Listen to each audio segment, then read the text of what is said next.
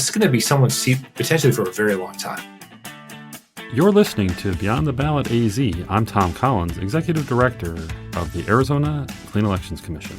And I'm Gina Roberts, Voter Education Director. In just 5 days, voters will have the chance to pick their candidates in the special primary election for the 7th Congressional District, or CD7. Candidates who win these nominations will move on to the general election. This special election will fill the U.S. House seat in CD7, which was previously held by the late Representative Raul Grijalva. If you remember, the very first episode of Beyond the Ballot AZ spoke to his legacy. We have what you, the voter, needs to know about all things special elections up next. We're here with Steve Goldstein, who was moderator of our primary debates, and more than that, he's also the advisor to Clean Elections on debates. But more than that, Steve has been a longtime Arizona journalist. He's probably familiar to many of you as a longtime host on the Phoenix NPR station. And today, he's more than that. He is from Baja, Arizona to the Mogollon Rim. He is the master podcaster, the king of Arizona media, and the host with the most. Steve Goldstein, thank you for joining us here on Beyond the Ballot AZ. Tom, great to be with you. Thanks for that stunning introduction, but I have a ton of respect for you as well, so thanks. So, Steve, here we are in July, which is not a time when folks are used to having congressional votes, and here we have one in Congressional District 7, which is southern Arizona, mostly Pima County, but there are half a dozen counties that have at least a piece of it. We hosted a debate, and you moderated it in June. What were the key issues that you saw coming out of those debates?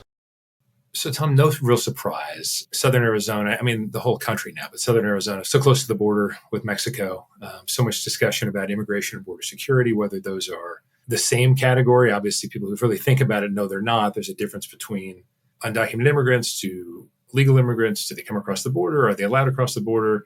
What sort of immigration policy should we have as far as folks who've been here already, guest worker program? A lot of those things came up. But another thing that was really important is how low-income residents are going to be affected by policy changes. Medicaid, obviously, healthcare insurance for low-income people, that was a massive discussion too, because it would affect potentially more than half the population of some of the areas that we're talking about with this district. So I would say those were really the top two, sort of economy writ large and border security and immigration. Now, we had a Republican debate and a Democratic candidate debate, but were there any moments or candidates in those two events that stood out to you? Well, I think obviously, Tom, we went into the Democratic debate. We have Adelita Grijalva, daughter of the late Raul Grijalva, which is why we're having this special election. She obviously is getting a lot of attention. Daniel Hernandez, someone who we've known really because of the horrible shooting at that Safeway in Tucson, affected Gabby Giffords and unfortunately killed a few other people. Deja Fox, the so-called influencer, only in her mid-20s and had come into the spotlight because she had been a part of the Kamala Harris Democratic Convention just last year. So people like that, but also Patrick Harris. And the Republican side, you have Danny Gutierrez, who actually ran against Raul Grijalva in his last congressional race. Jorge Rivas, who became interesting because he is, if I can use the term MAGA, which everyone knows what that means, very much dedicated to President Trump and his policies. Jorge Rivas was someone who he sort of out-MAGA'd MAGA because one of the things he said was that he thinks those who are involved with drugs, drug trafficking, should face capital punishment. So that was one of those things that really stood out. But as far as I guess I'm a little surprised, if I can say it this way, without expressing too much of an opinion, that when you have this seat, which is likely, because of the way we know how redistricting is done, even with the IRC in Arizona, which has done an interesting job and whatnot, this is going to be someone's seat potentially for a very long time. So I guess I'm surprised, but there's not a more dynamism to the whole race, Tom. I guess that's it. I don't think there's any doubt that most of the people in this race are competent, but I guess I expected in order to get this seat and hold on to it for, who knows, maybe a decade, maybe more, I guess I expected there to be a little bit something that separated the candidates a little bit more than what we've seen. You mentioned that the person who wins this general election is potentially going to serve in Congress for a long time, although they're going to step right into the Congress that we currently have that's in session. So, what kind of impact will whoever wins this general election and this seat have when they get there?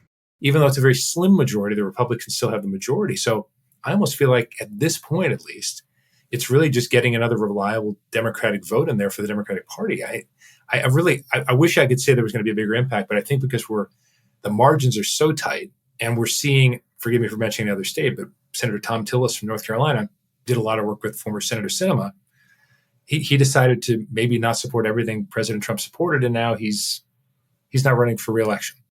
Yeah, that's an interesting thing. I mean, you're right, and we've talked about this on our podcast. That Congressman Grijalva, by virtue of his role as the chair of the Progressive Caucus, by virtue of his work at the Pima County Board of Supervisors and in Congress on environmental issues and tribal issues, I mean, he did have a distinct voice, and in a period of 20 years where there was more opportunity to have different voices within the party and then amongst people in Congress. That's I think, a very interesting dynamic.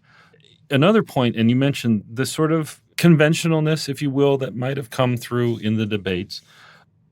Given that, special elections tend to have lower turnout, so this is a special primary for selecting a Republican and a Democratic nominee. What does low turnout mean to somebody who's paying attention to this kind of stuff?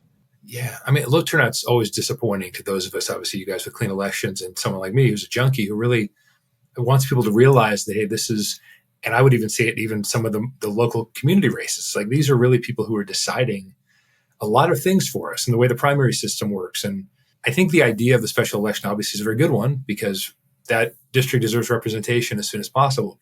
But it's really difficult, Tom, because you're just going to have low turnout because how many times, and you and I have been following this stuff for a couple of decades at least, how many times have we seen when Arizona's primary election was even earlier in the summer than it is now? Now it's sort of the end of summer in a typical race. It's usually the last week in August or something like that, around Labor Day, let's say. But when it was more in the middle of the summer, and this applies, I think, even to folks in Pima County as well, because school's out, you have periods that people they're just not around. And so you may see a situation where such a small percentage of the population is deciding. That could be the one interesting political impact we see from, I'll say, Democratic primary specifically. If turnout is low, you'll have those high efficacy voters, but I'm not necessarily sure they're going to go with the status quo either. So I think that it could really affect things, but it's also, I'll just say it's disappointing because I wish people paid a little bit more attention to the debates and to the idea that, wow, I know it's the middle of summer, but that's what we have mail-in ballots for. Like, get that and then respond. And if you need to go to San Diego or somewhere else, that's great. Do it after you vote. Now, Election Day is just around the corner, so here's everything you need to know to cast your vote. Tomorrow is the last day to vote early in person until Election Day on July 15th. Polls are open on July 15th from 6 a.m. to 7 p.m.